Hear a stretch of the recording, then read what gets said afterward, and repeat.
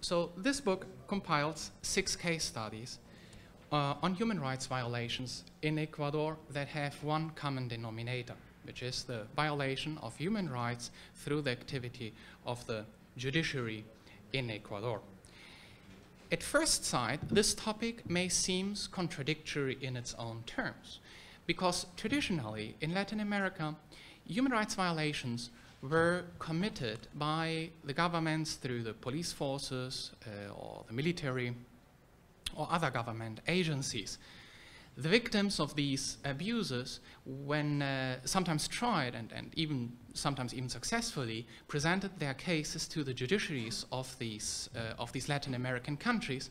However, often when the human rights violations were motivated by political enmities, the governments prevented these people from actually accessing the judiciaries of these countries. In those cases, these people had access or recourse to international human rights mechanisms.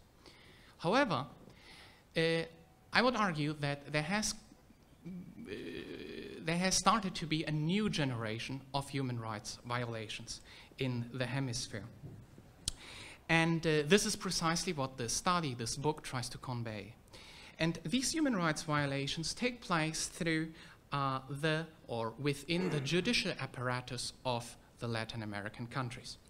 In these situations, the governments or the public authorities that want to harm a person, that somehow want to restrict the rights of a person, they create just any kind of judicial action against that person. And once the judiciary takes on that case and starts to follow their proceedings, or a large variety of human rights violations take place that ultimately can destroy the lives or the dignities of these victims. This way, the courts of justice have become the new accomplices of ruthless rulers and of corrupt public authorities. Now, these human rights violations through the judiciary can take a large variety of forms. From my own experience, I can mention a few types of violations that may be observed.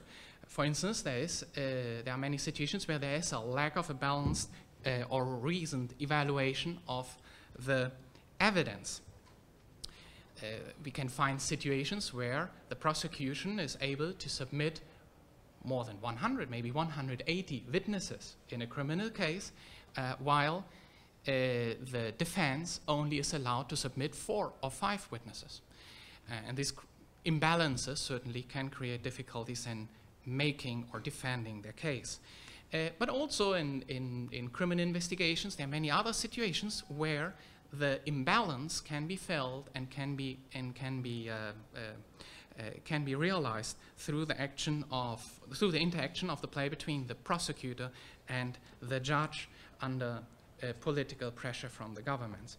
Another type of violation may be the extension ad aeternum, the extension over a very long period of time of the judicial proceeding, which then ultimately also can hamper the rights of the persons. Another practice very common in Latin America is the forced removal of judges that do not seem to be negatively predisposed against the victim. As soon as the prosecutor, as soon as the government realizes that, the judge is separated from the case and other judges are put into its place. This leads to a very widespread practice in Latin America of the provisionality of the judges. The judges any longer do not really hold their office of the bench, but they are provisionally put into place strategically through government decisions.